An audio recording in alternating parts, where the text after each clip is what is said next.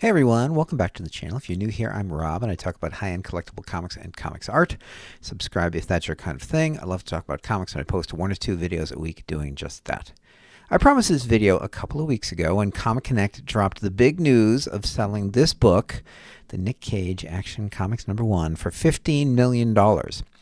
Since it's basically the most interesting single comic book in the history of the hobby at this point, this video will share the long and strange history of the now 3-time and current holder of the title as the world's most expensive comic book ever sold.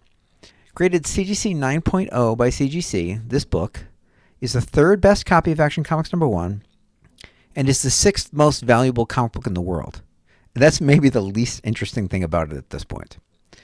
Originally purchased for 10 cents in 1938, it sold for an unprecedented $15 million in January of 2026, the highest price ever paid for a comic book. Let's take a look at how we got here. This book first came onto my radar at the 1992 Sotheby's auction. I've covered that auction in a video, which I'll link to in the description. The 1992 auction was the second comic sale from Sotheby's, and this book was one of the centerpiece items by far. This was a pivotal time for the hobby. The early 1990s are known for the excesses of the speculator boom, but it was also a vital period in the maturation of the comics hobby. The entry of serious auction houses made a huge difference. Sotheby's, Christie's. This change set the stage for the foundation of CGC, and then the entry of Heritage into the comics market, which has changed everything over the past 25 years. Here's the book, the photo of the book from the catalog, and the associated auction description. Action Comics #1, comic book, June 1938, DC Comics, featuring the very first appearance of Jerry Siegel and Joe Shuster's legendary character, Superman, arguably the most imitated character of all time. Condition report, consultant, near mint condition, 90. ACG, very fine condition, 78. This copy has interior pages with slight tanning on the edges, Owl 6, with the center portion of interior pages creamy white, Owl 8. Minor vertical printer's ink tracing lines on 3 two-side interior pages with a handcrafted, lacquered, custom-fit box. Historical significance. Historically, this is the most important comic book ever printed. The ACG committee stated, in 1992, the importance of a completely unrestored copy of Action #1 should not be underestimated and is a rare event by any collecting standard. True. It looks like Jerry Weiss, aka The Consultant, was spot on with his grade because it ended up being a 9.0 in a CGC holder. And I'm going to put the ACG grade, which was just very fine, down to the influence of the famously strict Jim Payette. No mention of where the book had been previously in the catalog or where it came from. I've never heard anyone actually connect the dots as to where this book came from, but with that custom fit lacquer box, I'm thinking it was in a heavy hitter collection and is a book that would have previously traded hands publicly. But I don't know that for a fact, and I don't know what book this is. The result? $82,500. The winning bidder was Stephen Fishler from Metropolis Comics. This is pre-Vincent, so it was just Stephen. And the price paid was $82,500, a record price paid for a comic book at the time. It's interesting that this was at the bottom of the estimated range of $80,000 to $100,000. There must have been some disappointment in the room that it didn't bust through the mythical $100,000 barrier. And in fact, it wouldn't be until the next year that the $100,000 barrier was broken by a copy of Detective Comics #27. In 1997, it sold for $150,000. This is new information for me. The book sat in Metropolis's inventory for several years until it sold to actor Nick Cage in 1997 for, as I mentioned, $150,000. It was the centerpiece of his world-class comic book collection. Crucially, and this is crucial, he didn't lock it away. It wasn't in a safe deposit box. It wasn't in a safe. He displayed it in a high-security frame in his Bel Air home. This decision set the stage for the drama that would follow. In the year 2000, in the chaotic aftermath of a party, the unthinkable happened. The secure frames were breached, and his Action Comics #1 and Detective Comics #27 were stolen. Incredibly, the first frantic call wasn't to the police, it was to Stephen Fishler. In hindsight, it makes sense because in a lot of ways, Fishler is really this book's guardian. And from that point on, he would end up working a shadow investigation as the police investigation into the missing book stalled. And there were some tantalizing leads. In the immediate aftermath of the sale, Fishler quietly contacted comic book stores throughout the Los Angeles area. His hunch, which was a good one, was that the thief might try to sell the books. A few days after the theft, a store owner reported receiving a phone call from someone inquiring about the value of an Action Comics #1 and Detective Comics #27, which is suspect, to say the least. Unfortunately, the caller never showed up, and the lead evaporated. Then, several months after the theft, in the CGC era, by the way, Fishler spotted a copy of Marvel Mystery Comics #71 on eBay. It was the D copy, what we now know as the Davis Crippen pedigree, and it was in a CGC holder. Fishler recognized it immediately as a book stolen from Nick Cage. He contacted the seller but received no response. He then learned that a friend of his had purchased the book from the eBay seller in a cash transaction in Connecticut. This discovery was significant. It proved that at least one of the books had traveled across the country from LA to the East Coast. And it was really, it was the only one you could realistically sell, although it was a pedigree copy, so it would be easy to track. Finding the Marvel Mystery Comics #71 did not lead to the Action Comics #1 or Detective Comics #27.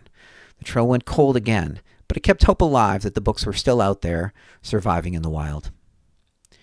As an aside, a copy of Marvel Mystery Comics #71 stolen alongside Detective Comics #27 and Action Comics #1 reminds me of the Bronze Eagle finial stolen alongside Rembrandt's Storm on the Sea of Galilee and Vermeer's The Concert in the Isabella Stewart Gardner heist. Why this book? Why a Bronze Eagle finial? Sometimes you just can't answer these questions. For 11 years, the Cage copy was a ghost. It was listed as stolen. It was a hot item no one could sell. It was too obvious. But its legend grew. As Fishler put it, the theft gave it kind of a Mona Lisa effect. It became the most famous lost treasure in comic book history. Ironically, the thief, by forcing Cage to hold the book, in effect, made him a fortune. He sold all of his books in 2002, and after that, the market exploded. Comic values went up significantly, especially in 2010 when we saw the first $1 million sales. Then came the miracle in 2011. American pop culture in 2011 was obsessed with the concept of treasure hunting in abandoned storage units or whatever. And it was fueled by the A&E reality show Storage Wars, which I watched. I did. I loved it. The recovery of the Cage copy would intersect directly with the stars of the show, which is just ridiculous. In March 2011, as the story goes, and it really is a story, a man identified only as Sylvester, and that's always written in quotes when you read articles about this, Sylvester. Sylvester purchased the contents of an abandoned storage locker in the San Fernando Valley. The locker was located in an area geographically consistent with where a thief might have stashed the goods a decade prior. Inside the locker, as the story goes, amidst boxes of household junk, Sylvester found a comic book, a single comic book. It was Action Comics #1, which just seems ridiculous. But that's the story, and I'm going to relate the story as it was told to people. Sylvester, unsure if the book was real or a reprint, reached out to Dan Dotson, the auctioneer from Storage Wars. Dotson, recognizing the potential magnitude of the find, contacted his co-star Mark Balelo, a flamboyant collectibles expert and liquidator based in Simi Valley.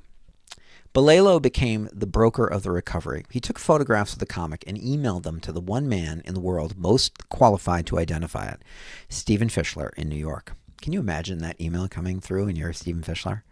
I've had people email me like previously unknown Action Comics #1s. That's fun. But this one coming back out of the cold? Fishler, examining the images, saw the familiar imperfections and characteristics of the book he had sold to Cage 14 years earlier. He flew to Los Angeles immediately to authenticate the book in person. Fishler confirmed the book was the Cage copy. The LAPD art theft detail was notified, and the book was seized as evidence. The circumstances of the recovery remained murky, to say the least. Sylvester claimed he had bought the contents of the locker, but, quote, didn't know the exact storage locker or details of the auction. A story police described as super sketchy. I would describe it as super sketchy as well. Speculation ran rampant. Was Sylvester the thief? Was he a fence? Or was he just a lucky buyer who stumbled upon a thief's forgotten stash? No charges were publicly filed against Sylvester regarding the theft itself, likely due to the statute of limitations or lack of evidence connecting him to the 2000 burglary. The focus was on the recovery. Legally, the title belonged to the insurance company that had paid out the claim 11 years earlier. But Cage fought to reacquire the title, successfully exercising some sort of buyback option or other option. This is new information to me, as we always just assumed that it was the insurance company that owned the book when it was sold. I never actually questioned it, as I was too busy picking my jaw off the floor at all the $1 million+ sales we were witnessing. The reunion was brief, and he immediately consigned the book to Comic Connect. In November 2011, the book hammered for $2,161,000, shattering the $2 million barrier. The buyer was Lebanese billionaire Ayman Hariri for his soon-to-be-named Impossible collection. Over the next decade, Hariri not only housed the Cage copy, but also acquired the rival CGC 9.0 White Pages copy, which sold on eBay, cornering the market on the world's two finest CGC-graded examples. This created immense pressure, as the only better copy is locked away in the best collection on the planet and isn't coming up for sale anytime soon. Which leads us to now. In January 2026, Metropolis Comic Connect announced a private sale of the Cage copy for an all-time record of $15 million. The third time this book has been the most expensive comic book ever sold.